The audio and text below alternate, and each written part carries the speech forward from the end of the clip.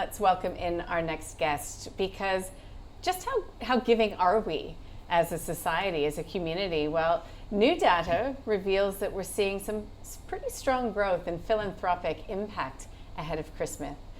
Judith Fiander from Australian Philanthropic Services joins us now. Judith, welcome. It is the season for giving, it is. Receiving as well. I think just the basis for the conversation is that you get a lot from giving, don't you? You do. There are actually scientific studies that have shown, and psychological studies, how fantastic it is for the giver as well as for the receiver. And in fact, that's something we see a lot with all of our clients, is it's actually based around the joy of giving. We find that people, once they start to give, actually give more and feel. We've got one particular client who said to me once, I've just given away a whole bunch of money and I feel the richer for it. It's fantastic. The Melinda Gates impact perhaps as well. Yeah. Let's talk though about, is this a time, and I know personally, I think I give more around this time. You get the, for example, one charity I give to is Wayside Chapel. You get their sort of reminder. Terrific. And you think, well, I don't want anyone to be alone on Christmas, but is it throughout the whole year, or is it just a pick up now? There are a couple of seasonal peaks in giving, and that is around June, around tax time, when a lot of charities work very hard at reminding people that now is a good time to give in order to obtain a tax deduction. And it just prompts people with a bit of a reminder. And Christmas, of course, is the second peak time of the year when people are really thinking about the rest of the community, just as you've mentioned. Judith, I have been told over many years that Australia really lags behind other countries in the world, particularly America, when it comes to philanthropic giving, especially when it comes to, I guess, more high net worth, high wealth people. Is that still true? Look, there are a few things to say about that. Like, firstly, historically, the western part, the white part of Australia, is only pretty young, really, only a couple of 100 years. So we don't have the history in terms of the Carnegies and other big names, Rockefellers like that in America, in terms of building enormous wealth more than a couple of centuries ago. But what we do have here in Australia, I think, is a different tax system. So people often say, percentage-wise, Americans give a lot more to giving, but you have to understand, obviously they work in a very different social welfare framework, so that might prompt different approaches to giving.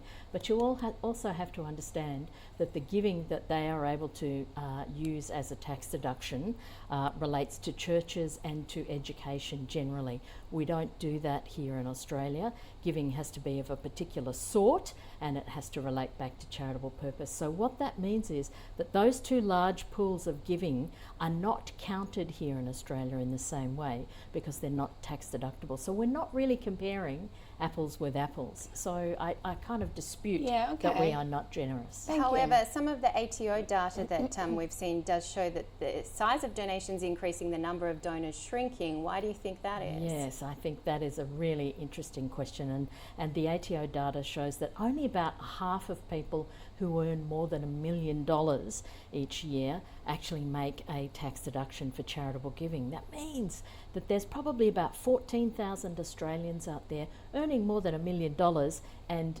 apparently don't give anything to charity, or else they're just not claiming it.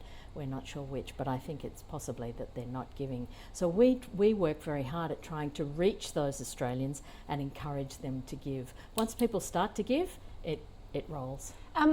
Can you just explain exactly what the Australian Philanthropic Services does or is? What is it? Yeah, I'd be delighted to. So we're a not-for-profit that does nothing but encourage people to give, and we do that in a couple of particular ways, and that is structured giving.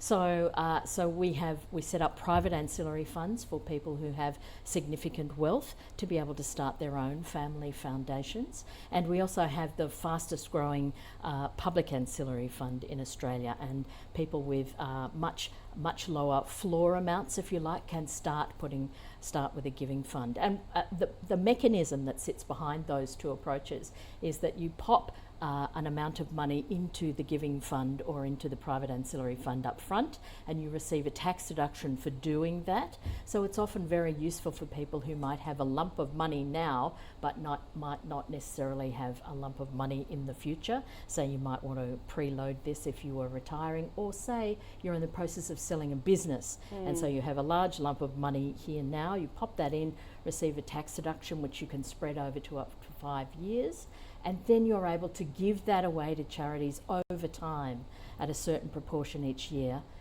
in order to be able to spread the giving and have the time to engage and make meaningful decisions. Yeah, because does it make your giving more meaningful when you have a plan? Because I find that sometimes, you're giving some here, a little bit there, you get cornered by somebody, on the street, and you think, oh, well, I should give a little bit to that too. So it's almost like a scattergun approach to philanthropic giving rather than like really targeted and strategic. Yes, and that is another really good reason that people come to us, is so that we can assist them in formulating a strategy around their giving and to make decisions around exactly where they want to give and what they're trying to support.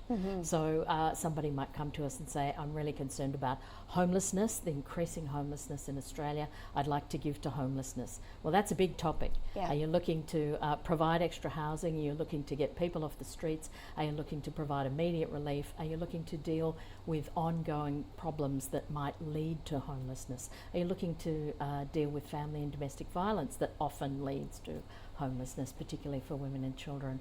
So there's a lot to unpack there for people to actually feel connected to the causes that they support. Yeah, Judith, thank you. And APS clients have given away more than $1.3 billion to charity, so that is incredible. It's fantastic. Yeah, thanks And so much much more for to coming come. on, and hopefully people watching will. It is the season for giving, and It is the season. it's always, I guess, the season for giving, right, Judith? Every day is a good day for giving.